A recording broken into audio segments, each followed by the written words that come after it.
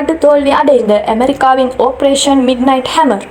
அணு ஆயுதத்தை பல நாடுகளுக்கு வழங்குவோம். ரஷ்யா அமெரிக்கா டொனால்ட் ட்ரம்புக்கு நேரடி சவால். தினசந்தியை ஈரான் விரைவில் மூடலாம் என எதிர்பார்ப்பு.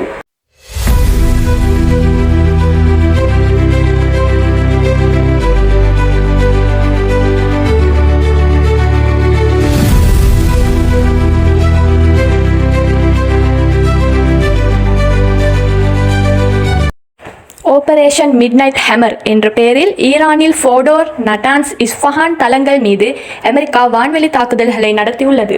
இதற்காக 125 போர் விமானங்கள், 7B-2 ஸ்டெல்த் விமானங்களை அமெரிக்கா பயன்படுத்தியுள்ளது.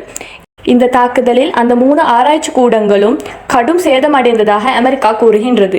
ஆனால் இதனை ஈரான் திட்டவட்டமாக மறுத்துள்ளதோடு லேசான சேதங்கள் மட்டுமே ஏற்பட்டுள்ளதாக கூறியுள்ளது. இந்த தாக்குதலுக்காக உலகின் அதிபயங்கர ஆயுதமான GBU-57 மெசிவ் ஆர்டினன்ஸ் பென்டுவர் என்ற அணுகுண்டை அமெரிக்கா பயன்படுத்தியுள்ளது. இதனின் எடை 13,600 கிலோகிராம் ஆகும்.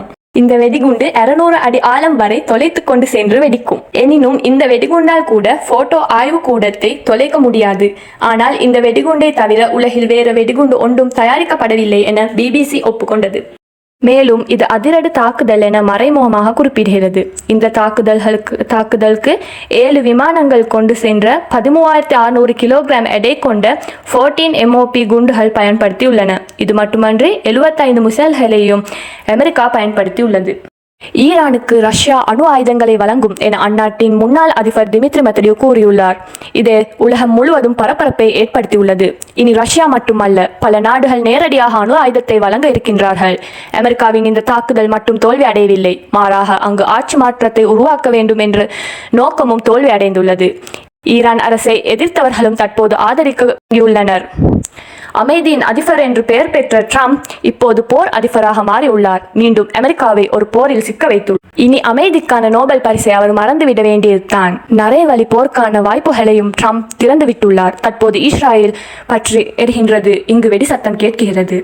ஈரான் வெளியுறவுத்துறை அமைச்சர் அப்பாஸ் அலெக்சி புட்டினை சந்திக்க ரஷ்யாவுக்கு அவசர பயணத்தை மேற்கொண்டுள்ளார். ஈரான் மீது அமெரிக்கா தாக்குதலை நடத்தியுள்ளதை தொடர்ந்து ஈரான் அடுத்தடுத்து அதிரடி பதிலடி கொடுக்க உள்ளது. இதன் ஒரு பகுதியாக உலகமே திரும்பி பார்க்கும் வகையில் பாரசீன வளைகுடாவையும் ஓமான் கடலையும் இணைக்கக்கூடிய ஹார்முஸ் நீரடையை ஈரான் மூடலாம் என்று எதிர்பார்க்கப்படுகின்றது. இதன் இறுதி முடிவை ஈரான் சுப்ரீம் கவுன்சில் முடிவெடுக்கும். இது குறித்து ஈரான் வெளியுறவுத்துறை அமைச்சர் அப்பாஸ் அலெக்சி இடம் கேட்டபொழுது அனைத்து முடிவுகளும் மேசையில் உள்ளன, எதை எப்பொழுது வேண்டாலும் எடுப்போம் என்றார். இந்த ஹார்முஸ் ஜலசந்தி வழியாகவே உலகின் 20% கச்சா எண்ணெய் வர்த்தகம் நடைபெறுகிறது. இதே போல 20% இயற்கை எரிவாயு வர்த்தகமும் இந்த ஜலசந்தி வழியாகவே நடைபெறுகின்றது. ஈராக் போரின் போது 1980களில் குறுகிய காலம் இந்த பாதையில் போக்குவரத்து பாதிக்கப்பட்டது. அதை தவிர்த்து ஈரான் எப்போதுமே இந்த பாதையை மூடியதில்லை.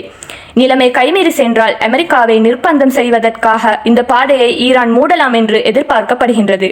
அப்படி செய்தால் செங்கடலை தொடர்ந்து பாரசீக வளைகுடாவிலும் அமெரிக்காவின் ஆதிக்கம் மட்டுப்படுத்தப்பட்டுள்ளதாக பொருள் கொள்ளலாம். இது போன்ற அதிரடியான உண்மை செய்திகளை உடனடியாக தெரிந்து கொள்வதற்கு வஹி டிவி வேர்ல்டை சப்ஸ்கிரைப் பண்ணவும்.